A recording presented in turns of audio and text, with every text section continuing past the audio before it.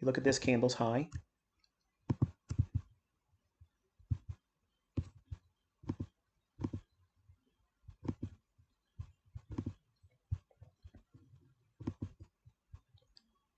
this candle's low. All right, now let's play devil's advocate for a moment, okay? Say we gap down at the opening. We have a gap lower opening, and then we trade back up to here. I would like to see this trade just to the low, not trade to the top, be permissible to trade to the midpoint because this is a fair value gap.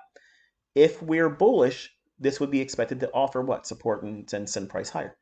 But if we're bearish, what would we expect to see this do? Fail.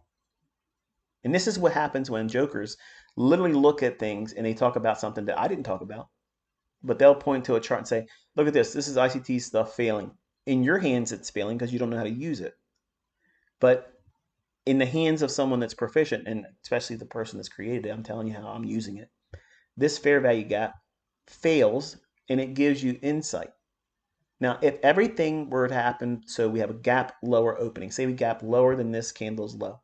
Okay, we gap lower than Friday's low. It can trade back up to this fair value gap's low, have a mohawk that could reach to consequent encroachment. I'd prefer it didn't do that. It can go to the low and maybe a tick or two above it and not trade to consequent encroachment and certainly not trade to the upper portion of it. Why? Why would I say that here? Because we have had this candle go completely through and below it. Look real here, look real closer here. You are getting a PhD level in terms of price delivery today. No charge. See how we ran through this gap here? This whole candle here went all the way to the high of the gap, which is this candle's low, to and through the low of the gap, which is this candle's high, and we create a little tiny little mohawk right there, colored outside the lines. That's completely permissible. That's acceptable. We are not afraid of that. Then this candle here, we trade down through it entirely. So now what did we do? Did we have any respect of this gap? Nope. Is that a bad thing? No. That means now if I get an extreme gap opening because it's the weekend, we don't know where we're going to open up on Sunday. If we open below this low, we're really technically oversold. We don't need an indicator to tell us that. We're really oversold, and then they'll reprice against the opening price because everybody's going to want to do what? Chase it lower. Think it broke out to the downside. So they'll enter right away because the market started opening up and it's trading. So now it's time to get out there and race and chase after investment profits. Let's just get out there and go do something. It's the weekend. I ain't working. Let me go out and just do a trade. And it runs back up and touches the low of that fair value gap. I would like to see it do that and then roll over and go lower. Aiming for this day's low. Why? Because it's a daily low. And then see if it can gravitate towards the sell side resting below here throughout the week. It may not happen this week, but gravitating towards this area down here eventually. But treating this as a premium array and expecting it not to need to trade to the higher end of it. Now, how do you use that information? If you're going to use this as a mechanism to get short, your stop losses can be limited to consequent encroachment and just a little bit above it. Now, what's a little bit above it? It would have to be, in my opinion, at least 3 to 4 handles above consequent encroachment. Because remember, we allow for what? Little mohawks, a little coloring outside the lines.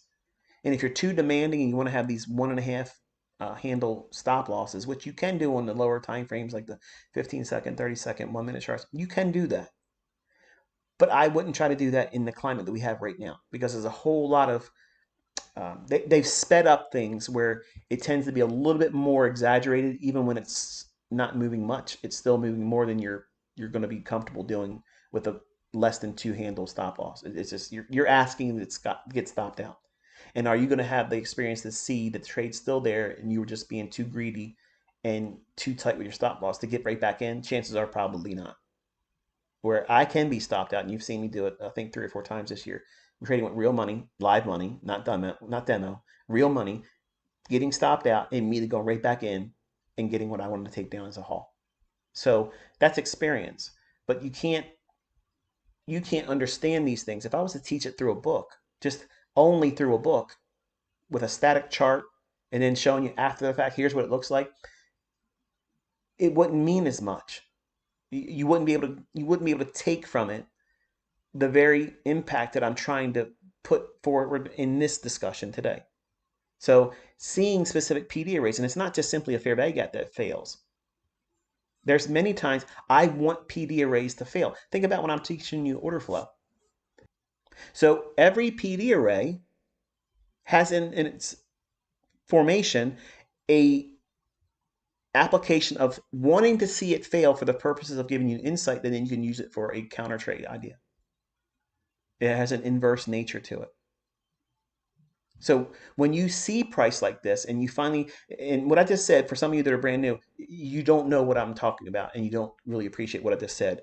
But for students that have been with me for a long time, they just had a light bulb moment, because now all of a sudden they're like, wow, I don't have to worry about my model in the PD array like the breaker.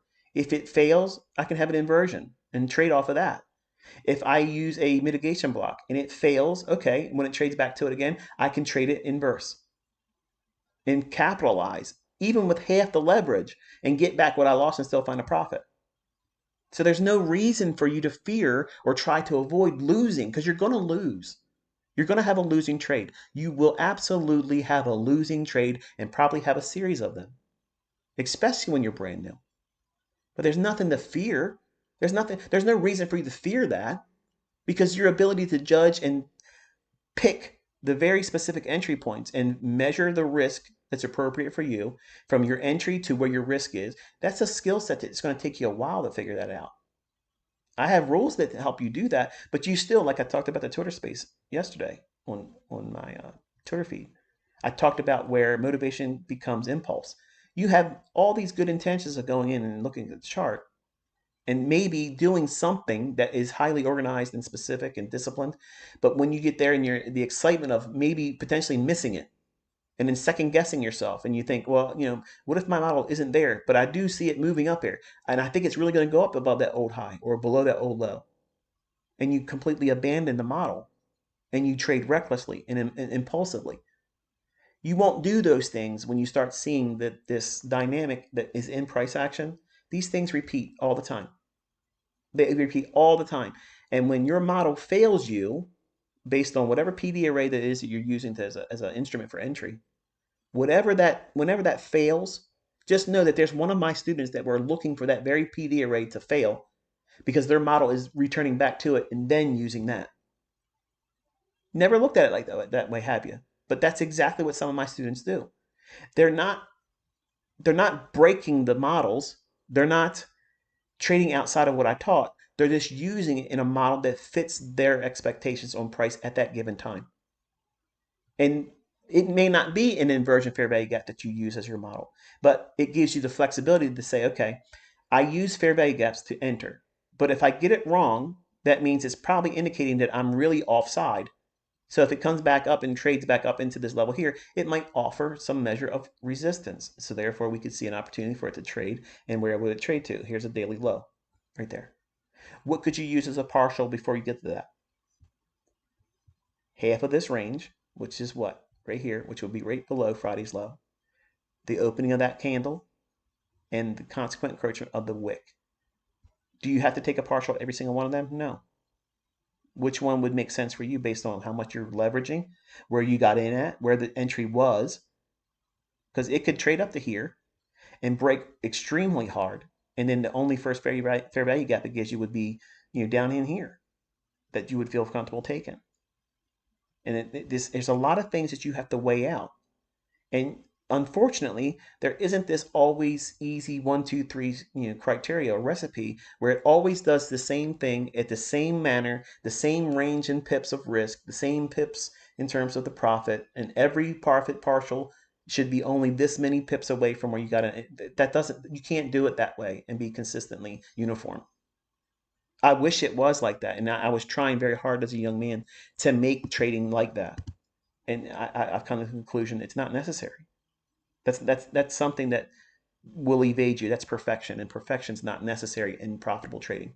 That's an epiphany that once you get that, you don't have to be perfect to be profitable and to be content in that profitability, not thinking I didn't get enough. which is why I always preach what? Be content with enough.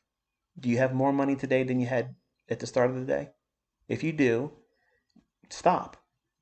Go home in profit. Get used to feeling that. Who cares if it's only $50? Who cares if you just you covered the cost and commissions and you're not in a net loss for the day? We can go home and feel what that feels like and grow comfortable saying, you know what? I didn't lose money today. Your first goal is to stay as a break-even trader because most people go right out the gate, go straight down and lose. You don't want to do that.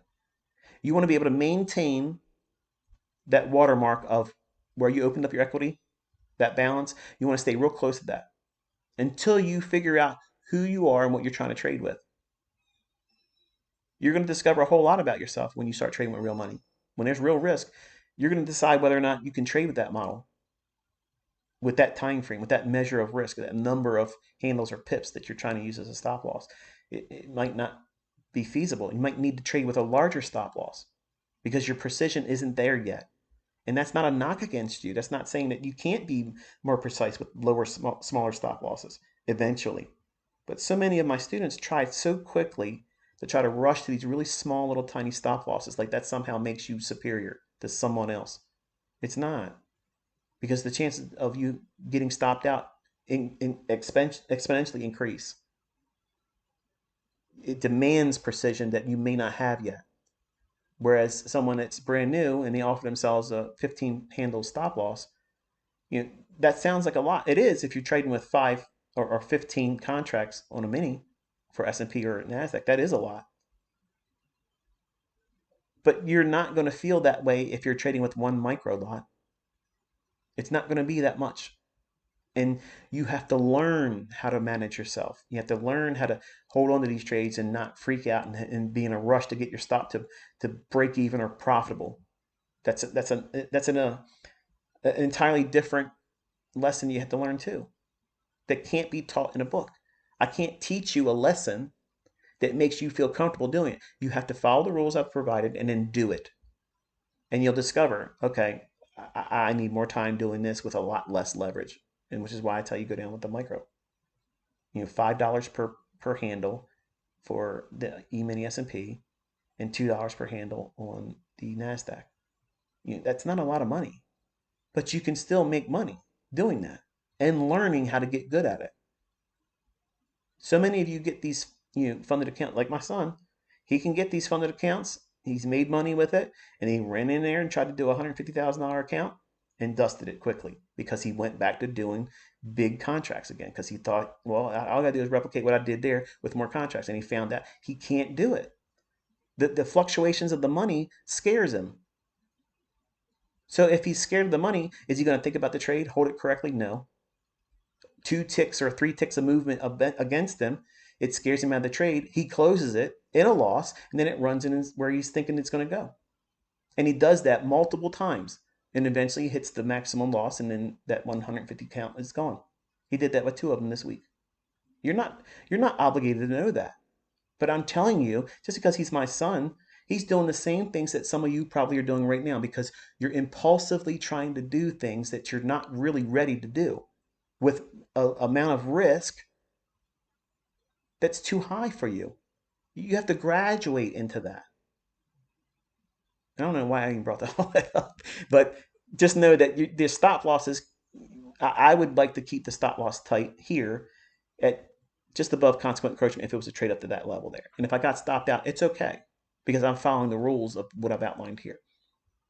But because we've overlapped it and we went from the highest point, the consequent encroachment of the fair value gap, and the low, and went beyond it, and we closed below it here, if we open below this low and trade back up to that level there, I would expect it to act as resistance. And it could only, in my opinion, be high probability if it stayed below consequent encroachment or just 1 tick above it. And I would not want to see it trade to the high end of it and still act as an inversion fair value gap to offer lower prices. That's how I'm framing it, so you know what I'm looking at, why I'm even factoring any interest around these specific levels. So now, because if we have something that forms and I point to something, whether it be hindsight, after the fact, throughout the week, you know that I've outlined the very things here. And if it doesn't work, it's great. You'll get to see what it's like to be here before the market opens up on a Sunday, where everything is completely random. You don't know where that opening price is going to be, and factoring all the other things I've talked about that's going on in the world that makes things a little bit more complicated and complex than it normally is. But you can still find opportunities, and this is how I would frame this for S&P. So 60-minute chart.